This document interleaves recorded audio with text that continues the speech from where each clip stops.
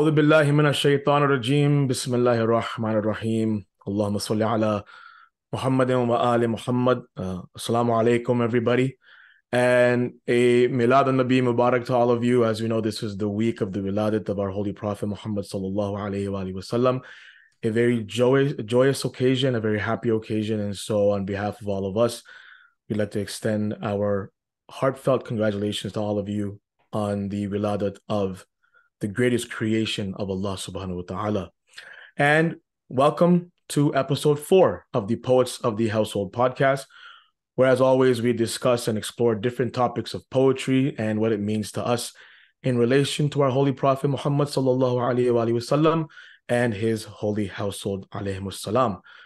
And as always, I'm joined with my co-host, Brother Naqi Rizvi. Naqi, how are you doing, brother? Alhamdulillah, I'm doing great. Assalamu alaikum to everyone and Milad al-Nabi Mubarak as well. MashaAllah. Are you still in Montreal, or do you know English still? Uh, I'm trying to transition back into English and like really into the French right now, but I haven't finished my first cup of coffee and it just came back last night. So sorry if I'm a little droopy. That's okay. That's okay. That's okay. MashaAllah. Welcome back. Welcome back. Um, and folks, today is a very special episode. We have the honor and privilege to be joined by a very special guest all the way from Adelaide, South Australia, Sister Raadhiya Rashid. For those who are familiar with Raadhiya, you know how special of an episode this is going to be. For those who may be seeing and speaking and will be hearing Raadhiya for the first time, Raadhiya is an educator, writer, and learner. She's currently teaching secondary school English and humanities at Playford College in Adelaide, South Australia, but has grown up in the Toronto poetry scene. Currently, she is channeling her poetic energies into her passion for integrating diverse and creative approaches in her everyday practices as a teacher. She holds a BA in English and History from York University, a master's in teaching from the University of Toronto, and is completing a Master of Arts in Islamic Studies from Middlesex University in London, UK. In the past, she has enjoyed holding community workshops, presenting at conferences, and writing and performing spoken word poetry. And personally, I've had the honor to be a judge with her at different poetry slams. So, Sister Raadhiya, assalamu alaikum, and thank you so much for being with us here today. Alaikum salam. Thank you for having me. It's such an honor to be here. Look And forward thank to you the Yeah, for that. conversation.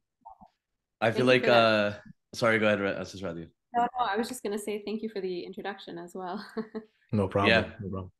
I was gonna say anyone who's been in the Toronto poetry scene or has been in Toronto for a while has probably heard Sister Radia's amazing poetry.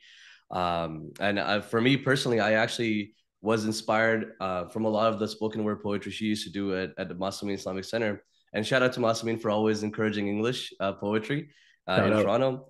Yeah, yeah.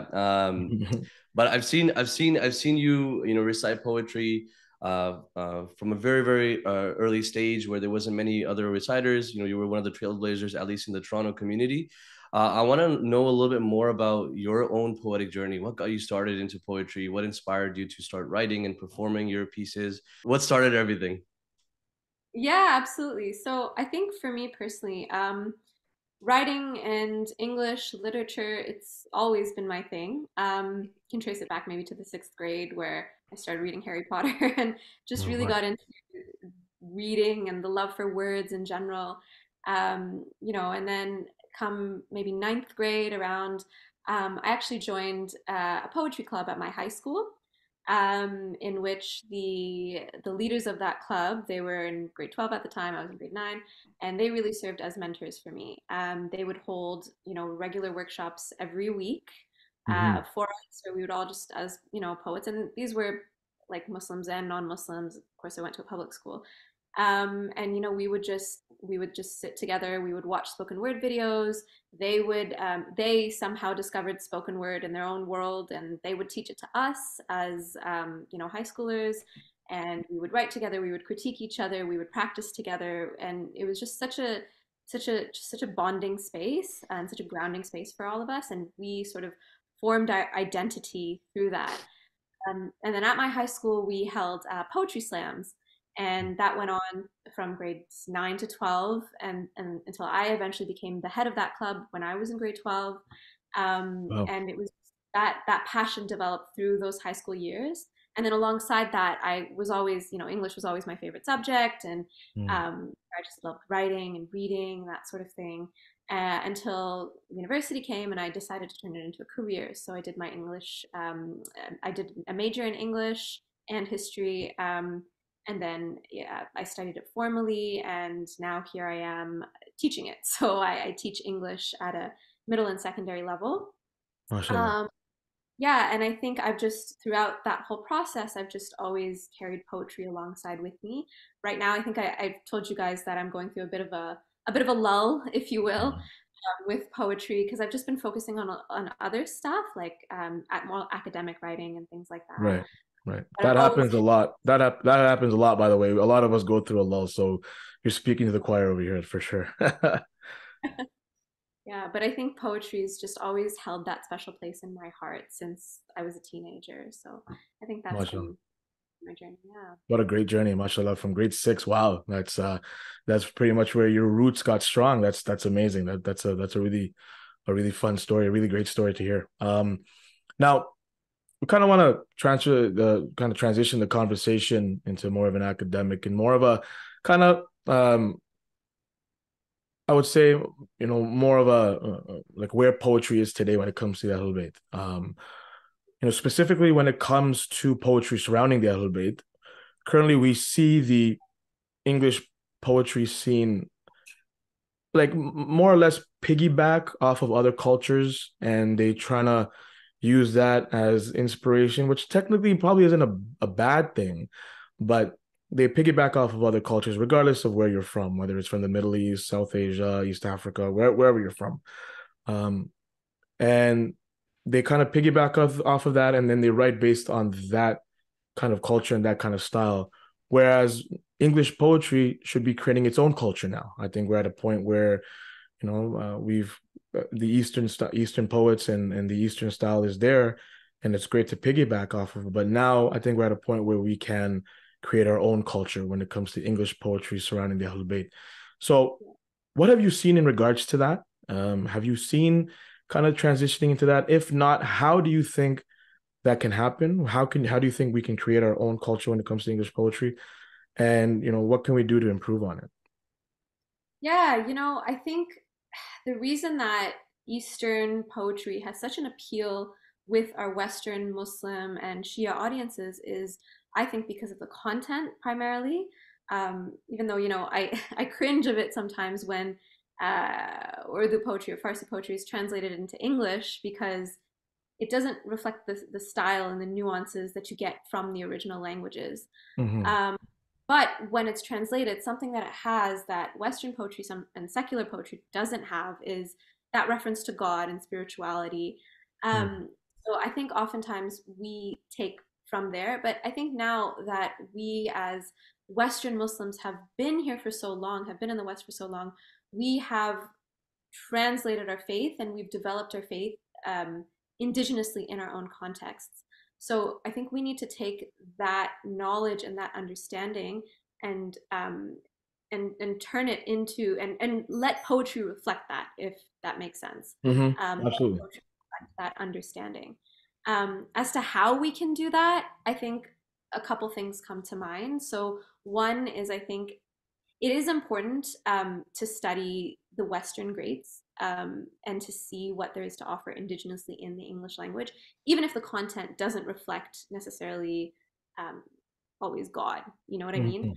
Mm-hmm. And then do that for the style and the structure and the technique and all that sort of stuff. Mm-hmm. And then as for producing our own content that reflects our sophisticated understanding of our faith, I think we as Muslims need to take that hand in hand with learning and understanding our faith a lot better. Mm-hmm.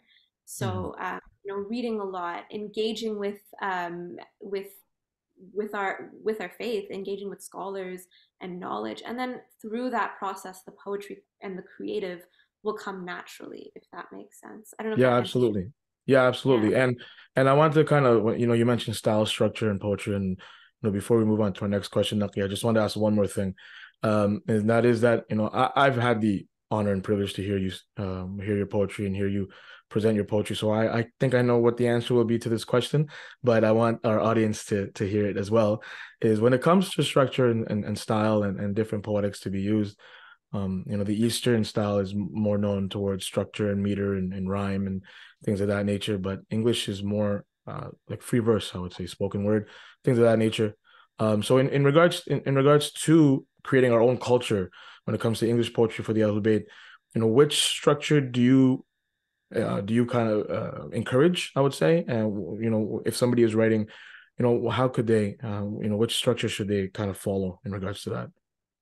Which structure in terms of like spoken word versus written poetry? Is that what Yeah, you like mean? which one do you prefer? Like if we're creating our own culture, Yeah. which one do you think we should go towards? So like should we go towards more of a free verse spoken word, or is it okay if we go towards rhyming, meter and weight and things of that nature? Or do you think it should be hybrid, both? Like which one would you prefer somebody was to write and if they are creating their own culture? Mm, mm. Well, I don't know. I actually think that it should be a mix of both, to be Hmm. honest. I think Hmm. that free verse is really like free verse spoken word is really important because it's very organic, it's very natural, it's very emotional. But it is important, I think, also to make sure to have that a little bit of that structure and that technique. Hmm. Um, so in terms of having some rhymes, some internal rhymes and end rhymes and alliteration and metaphor and simile and Yeah, allegory and all that sort of stuff. That right. is what brings sophistication to your poetry. Mm. Otherwise, I do find it to be a bit superficial, if that makes sense. Mm. No, it makes sense, definitely. Yeah. I also have like a follow up on what you were saying. I think you bring up a good point about reading more, and personally, I do feel like that's what helped me a lot to get over. I definitely used to write a lot of cringe poetry, and at that point, I was doing the same thing. I was just like, okay, like let me whatever I know is like Urdu poetry or Farsi poetry, for example, and then I'm gonna try to do something similar in English. And reading definitely expands your understanding of what exists in English poetry that you could use instead of having to like always create something new or different either. But my question is around the creativity part as well. Oftentimes, I see a lot of the same metaphors are being used, for example, or a lot of the same type of emotional language is being used, which is not it's not wrong, right? I mean, if this is the same emotion that someone is feeling, but sometimes I do feel like it's the default, the first thing that you think about. I'm just gonna write that instead of like really thinking deeply about how I can make this creative or give a new perspective to this. Is it, how would you suggest to someone who's struggling with just coming up with original creative ideas and thoughts in poetry of how they could improve that? Yeah, I mean, I actually I have some notes in front of me from a workshop I did in the past where I actually wrote out some specific tips. So maybe I'll just pull from there. Go ahead. Um, I created tips based on uh, both the writing and the performance if one is doing spoken word poetry, let's say. When it comes to the writing, I think one big thing, top of my list, is always have a main idea. I know that when we were in high school, we were always taught, make sure to have when you're writing an essay, have a thesis statement. And everything you write has to relate back to that thesis statement. So, personally, when I write poetry, I always like to make sure that all of my poems have that main idea, have that. This is what I teach my students as well, like always have your main idea, your thesis statement. Same goes for poetry, even if that main idea doesn't exist at the beginning, because I know the poetry, the creative process is very, again, organic. Hmm. Later on, when it develops, it is fine, but just make sure it's there by the time you're finished the poem, so that Hmm. your poem isn't all over the place, isn't rambly, isn't unengaging, but it always leads back to a main purpose, a main idea. Another tip I have in front of me is that something I mentioned before, make sure you have both what we call literary devices and sound devices. Um, and when it comes to oral, like spoken word, oftentimes there's more of an emphasis on the oral devices. So, for example, rhyme is a big one.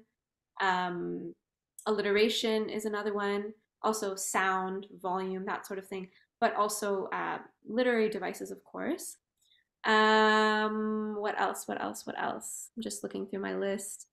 Um, oh, sometimes I really like to use thesaurus.com. Something when it comes to, the sophistication of your poetry is a big emphasis on vocabulary. Guilty, So guilty as charged. Guilty as charged.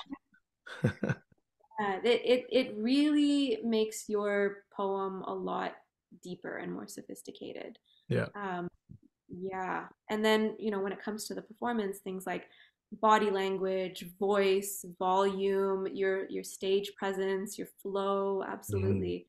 Yeah. Um, Going back to what else did I say on my list? Repetition, speed, don't overuse things, but don't Mm. underuse them either. And you know what?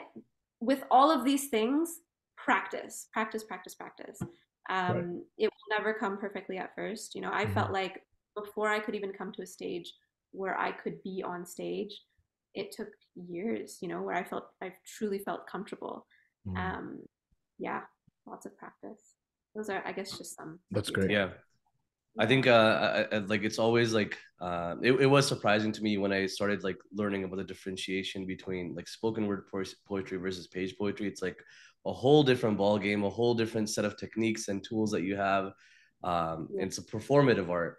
And yeah, it's pretty cool that if someone is able to do both, it's a lot of hard work. I still am not able to master spoken word poetry at all, for sure.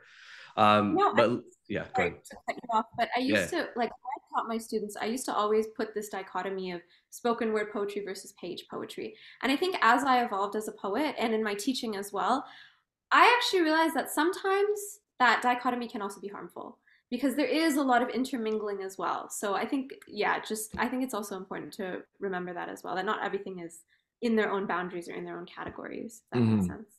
Yeah, there's like a lot of overlap as well. Yeah, Um, I, absolutely. I want to move on to this other question. It kind of stems from what you were talking about earlier as well. How if we read the English giants, for example, right, and we are able to adapt a little bit of their styles and how they write poetry and view poetry. Um, I think one benefit of this also is you're able to reach a wider audience. So, for example, if someone is still writing based off, like for example, Eastern structures or Eastern themes or style of writing, I think sometimes it becomes not accessible to maybe the wider non-Shia audience, like for example, the wider Muslim audience, or even non-Muslims as well. Is there any like advice, or how do you think about writing poetry in a way where we're able to have our poetry reach a much wider audience, right? Where more people can appreciate it, where it's not specific or confined to a specific community who has a specific understanding of things or context of things. I mean, I think that sometimes it's less about the wideness of who we're trying to reach and more about the breadth of how we're reflecting our own philosophy. Um, if we're just, for example, I mean, I love Fazile. It's amazing, but that Fazile is going to stay superficial if it doesn't reflect the teachings of those who are being praised. If Mhm. that makes sense. Yeah. Um, and it, that will naturally, once we go beyond just the praise and go towards the teachings, that would naturally reach a wider audience as well because it's more applicable, right? Mhm. um I don't know if that makes sense. No, it did. Definitely did. Yeah, so you're saying like teachings are more generic, right? Anyone can apply to those, but personalities, you might need more context in there. That's why. One Mhm. thing I've seen that I've really appreciated and tried to use in my own poetry is have a little bit of both, where it's like, someone who has a context of what you're talking about, for example, Karbala, someone who has a context of the story of Karbala, you might include one or two little metaphors that allude to that. So people who have that context appreciate it, but you're also making it generic enough that someone who doesn't have the context might not fully get all the allusions, but they're still able to appreciate it for what it is. Is that kind of what you're alluding to as well, or could you give like maybe a specific example um, of a good way to do this? Yeah, I think at the end of the day, what did our imams teach? I think they didn't want, um, they wanted us to talk about God at the end of the day and about their Mhm. teachings and about their understanding of their faith, so that there's a Mhm. deeper connection to the faith. Um, Even like for example, if you look at the way the Quran promotes a message, it will often do so through stories, but the focus is not necessarily on the praise of the prophet itself, the prophet who's being spoken about, but more on the message and the content of the story and what the story reflects when it comes to, um, society or God.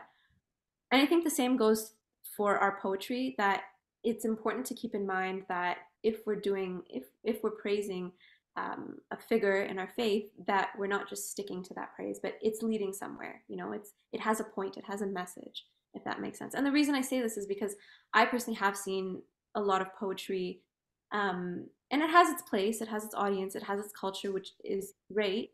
But sometimes I feel that in a Western context, for a younger audience, especially teens who are trying to figure out their faith and understand what their place is in religion, they don't necessarily connect to just the pure fazile. They sit there thinking, okay, what's the point of this? Where is this going? How does this relate to me or my problems, my identity, my God? And if they're not experiencing that understanding and that connection, we will lose them. So I Mhm. just think it's important to remember that Fazal should have that purpose and should be oriented towards that purpose. If that makes sense. Yeah, yeah. What do you? Yeah, if I was to bring it down to kind of our level, like if I was to write a poem which talks about a family member of mine and just talked about the merits of him or her, and you or Naqi were to read that, you were like, okay, this is nice, but you couldn't really connect to that piece because that's my family member. I love that person, right? Whereas, and similarly, if I was to write a poem about the fadail of the ahlulbayt, and a non-Muslim or somebody who maybe doesn't see the Ahlul Bayt like we do was to read that piece, it won't have the same effect because they don't have the same belief as we do, or they don't have that same love and attachment towards the Ahlul Bayt like we do. So we kind of have to bring it down to a level that is to their level, I would say. So if we were to write, like if I was to write something about my family, and in order for that piece to resonate with you, it would have to be something that you have in common with my family member, like something that relates to your life to kind of bring you in, and so that you can feel the same love that I feel for my family member. Similarly, if I'm writing about Imam Ali alayhi salam or the Ahlul Bayt and their merits and their sirat, their path, then if I'm trying to attract somebody from the Western world, the non-Muslim world, then I have to write it in a way which will be at their level and will be common to them. Then it'll kind of have an effect, bring them in, and then when they hear and then once they have that attraction, that love towards the Ahlul Bayt, then ultimately, who knows, become a member of the path of the Ahlul Bayt. Then when they hear Fadail of the Ahlul Bayt, it'll have much more of an impact. So I think if we do it in that way, that has a greater impact. Like in order to get to Z, we have to start from A type of thing. You know what I mean? So I Yeah. think if we go around that level, that path, that might have a bigger effect. One thing I I do also want to. Sorry, go ahead, Radia. no, I was just gonna say that I also think that it's not just about attracting non-Muslim audiences. Even if we look at our own Shia audiences, even even for them, especially if they don't already have the love of the Ahlul Bayt, we're not going to attract them unless we connect the Ahlul Bayt to something deeper, which is our faith, which is our deeper philosophies. If that makes sense. So it's not just about attracting the non-Muslims. Even our own communities Right. will be bored if we don't go beyond the surface. If that Yeah, makes no, Yeah. sense. just the question was more towards non, like I think the way Naki presented the question was towards tabligh, towards a Western world. So I was just trying to connect it with that. Like the assumption is there when it comes to Shias. Maybe we shouldn't make the assumption, I guess, and we should look in our own backyard before we look into other homes. But just the way that he was the way he formulated the question that's why I present it that way. That's why. One thing I do find interesting, though, especially as a characteristic of modern English poetry, or the modern era of English poetry, is that there is a lot of heavy use of allusion. So, for example, T.S. Eliot does this a bunch, right? And a lot of times, this allusion is to Greek mythology, right, or different characters in Greek mythology, or it could also be biblical references, right? And a lot of times, the illusion is just that they mention it, and then because the person has context, they might understand it. Or if they don't have context, or you're reading the poetry, you're like, let me go and look into what this thing means. And I think we could. There is some merit for us to, within our own English poetry, if you want to reach that wider audience, whether it's the broader Muslim audience or non-Muslim audience, to be able to like create some of these illusions and start to develop a little bit of the wonder behind these personalities as well. Because obviously, when we come to the personality, then we get all the teachings as well. So there is some merit to also talking about keeping the personalities in there, but in a way where it's not, they don't have to have all the context, right? So there's something that we could explore in our poetry as well, I think. Yeah, absolutely. There's a lot of reference in Western poetry, for example, to original sin or Adam and Eve, that sort of thing. So I Mhm. completely get it. Like, but then they'll put the message first, and then they'll Yeah. make the references. Yeah, or it's like So intertwined, so you can't even separate the two in a way sometimes. exactly, exactly. So we can do the same in our poetry as well. So I know that you've already kind of given your tips in regards to poetry, and which was great because I felt like I was one of your students. I felt like we got a glimpse into in one of your classrooms, and I felt like I should call you Miss Rashid instead of Raadhiya, which was which was really neat. And that was great. Those tips that you were giving were great. But any kind of, unless you've given all of them, which is fine. I mean, if you don't have anything else to add, which is fine. But I just want to touch base with you one more time in regards to that and see if you had any kind of final words of advice towards any people who are thinking about writing poetry or have starting writing poetry and are looking to improve. Any kind of final tips in regards to that? Any final piece of advice outside of what you've already mentioned? Yeah, I mean, I do have a few thoughts that sort of come to mind. I think personally, what really helped me when I was younger is not looking at poetry as a solo act.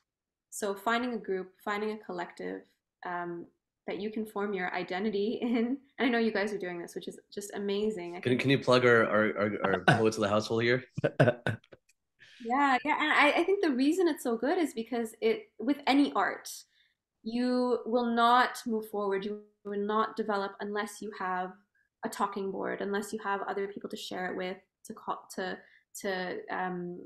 present your poetry in front of and get critique on and advice from, to learn from each other. It's so important. I remember even when I was a kid, I would have like one or two members of my family who, before any big event that I would perform at, I would always read my poetry in front of them and get that really critical feedback.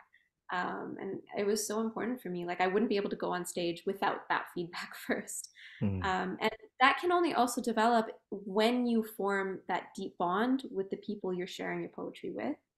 Um, and you feel safe enough to be able to get that feedback from them, where mm, there's no judgment or criticism. It's just pure learning. mm. Um, yeah, so Right. that's a big advice. I think something else is also don't ever be afraid to step out of your comfort zone. Mm, I think that comes through both when it comes to stage fright, performing. The more you do it, the better you'll get at it. Even if you are horrible at first, mhm, it will come and you learn through your mistakes. That goes for the writing itself as well. It's through the process of making those mistakes that you get better.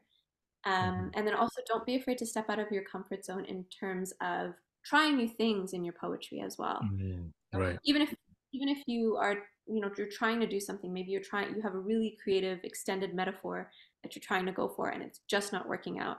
Mm, Keep trying, just keep, doing different things, getting advice from people, uh, taking a look at examples online, reading poetry, listening to poetry, and just keep trying new things and you will get better. So step out of your comfort zone. Yeah, those are just some two big mashallah. things that. That's great. That's great. And one more thing, Naki, before Yeah. I go to you, I just want to make one point is that when we first started the Poets of the Household and we kind of uploaded our first clip on Instagram and uploaded our first episode, I just want to let our audience know that Sister Raadhiya was probably the first one who messaged us in regards to its support and her encouragement, and that she really liked the initiative. So, her since we've started this, although we're still in the first steps, the baby steps of this journey, she's part of the journey because she was the first one to message us. So it went a long way when we saw your message, Sister Radia. So we just want to say thank you for that. We appreciate it, first and foremost. Secondly, in regards to just that point that you mentioned in regards to don't be afraid of writing something.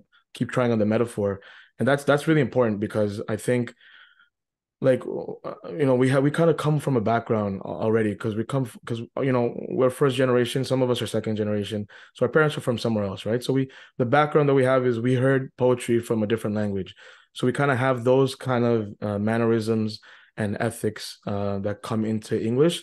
So we kind of know what's off limits and what's not, and maybe some things that we talk about in English was not spoken about in our mother language, but that doesn't mean we can't try it in English. Because the key thing is that, we don't want to be disrespectful. And I think internally we know that, hey, if I write about this, this doesn't feel right. I might be crossing limits. But at the same time, if you don't think you're crossing limits and you think it's new, go for it. Just because it wasn't spoken about in our culture, the poetry in regards to our culture, doesn't mean it can't be spoken about in English. And that kind of ties back to our conversation about creating our own culture in English, right? Bring about new ideas, new thoughts, because this is an ocean. The ahlulbayt are an ocean. We're kind of swimming in one corner here where we have an entire ocean that's ready for us to swim towards, right? So there's no harm in actually going about trying to swim in that location, because I mean, maybe I'm speaking just for myself here, but I know I've kind of always just tried to mimic those thoughts and those kind of ethics and morals when it comes to our mother tongue's poetry, and try to bring that to English. Whereas, English is actually can bring its own thoughts and own ideas because it's its own language. The way that we present poetry is completely different from any other language. So that doesn't mean that we can't have those same thoughts and ideas into English. So I just want to make that one point. Absolutely. Yeah, and it was really benefited from all the advice and tips you presented today, Sister Radia. And hopefully you can continue to provide those tips and advice in the future from the Poets of the Household platform, where one of the goals is to educate about different literary devices and techniques. But for someone, last question I guess I have is like for someone who, we've talked a lot about making this like an not a maybe an academic effort, but a well-informed art, right? As in like you need to start use techniques that exist out there or devices that exist out there. A lot of us don't know about this. A lot of us are kind of like just starting off kind of freestyling this. What tips do you have for people who don't have time to go get like a master's degree in English, for example, or go back to school and have that formal education? How can they like learn it and excel in this craft and have a more educated approach towards writing poetry? Like what would your tips be? I guess that's the final question I have. Yeah, I mean, I think that's a great question. When I was in high school, I didn't have a bachelor's degree in English. I mean, I loved English. Yes, it was, yeah, I was strong at it, but I didn't study it at a university level. And I was still good enough to be able to present on a stage and beyond just, presenting for people, for myself, use it as a form of self expression and self development. Um, and the way I did that, if I were to think back, that collective was really important, getting, learning from other people. Mm. Um, and also I used to spend hours in rabbit holes just listening to spoken word videos on YouTube, um, and reading poetry. And again, I think that again goes back to also learning from other people, learning from what's out there. Um, that can be done informally or formally. So I used to just listen and replicate, listen and replicate, and rinse and repeat. But sometimes I would do it formally, like I would listen to videos and then take notes on what I think they're doing well, what I think they could improve on. I would try it in my own poetry and get feedback from others. I do think, like, I know you said for people who can't, maybe study it formally, but there's so many ways to study it informally, and I think it is important to also remember that you do have to work at it. You do have to do a little bit of thinking and practicing and studying. Yeah. It doesn't just come. Like, yes, some people have more of an aptitude for it, but you have to work at it, even if it's without a degree. Mm. So yeah, I think those two main things: reading a lot of examples and listening to a lot of examples, getting learning from other people, critiquing each other, criticizing each other, etc. I think those are the two main things. Yeah. Okay, cool. And now for the moment we've all been waiting for, we'd love if you could recite some of your own poetry for us and end the show with that. Absolutely. Okay, so I chose a poem that I think is a practical example of some of the stuff I was talking about when it Mm. comes to going beyond Fazile and trying to reflect the deeper messages. So my poem is about Jihad al-Akbar on Mm. more of a personal level. Um, and if you'll notice, there's no explicit mention of Karbala, but the conceptual links can be made.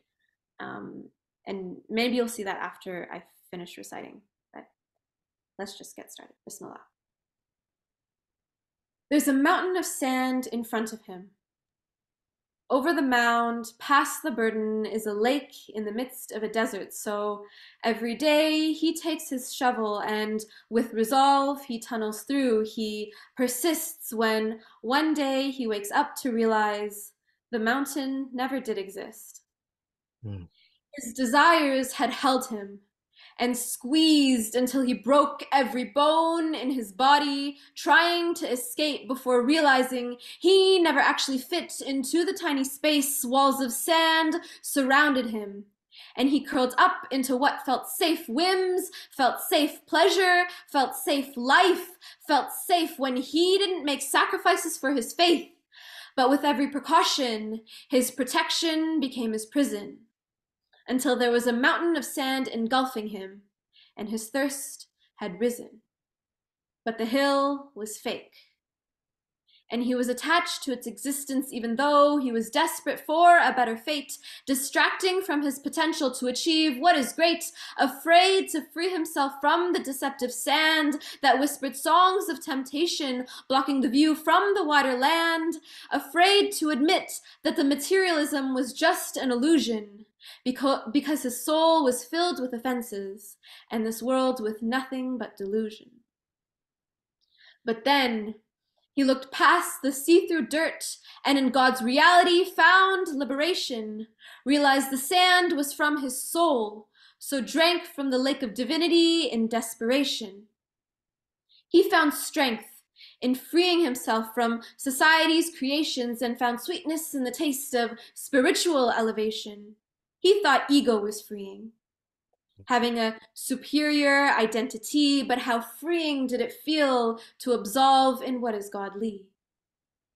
He is every believer who tread on the path and found success, the rare breed of human that broke iron bars as they struggled through the test, every warrior who bravely battled their own nafs and found the victory that even the angels couldn't touch, the worshipper that freed himself of the chains that come with being human and evolved to fly free from attachments and illusions.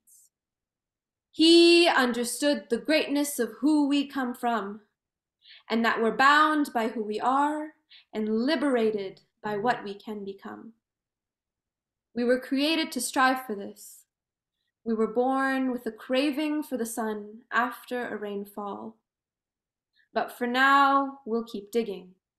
The mountain still looks tall. SubhanAllah. MashaAllah, MashaAllah, Very subhanAllah. beautiful poem. Very beautiful. I mean, we could see that everything that you talked about today was put into action into that poem. I mean, we saw, MashaAllah, your metaphor was consistent from beginning to end. Your literary devices, your sound devices, the inflection and everything that you utilize in regards to metaphor, simile, imagery, all wrapped into one, MashaAllah, is very, very intriguing. And MashaAllah, I know if I was a non-Muslim, I would want to read more for sure. That's great. That's a great tabligh piece. I would say for sure, MashaAllah. Thank you so much for sharing that. Yeah, thank you. Thank you for the appreciation. Yeah, no problem, no problem.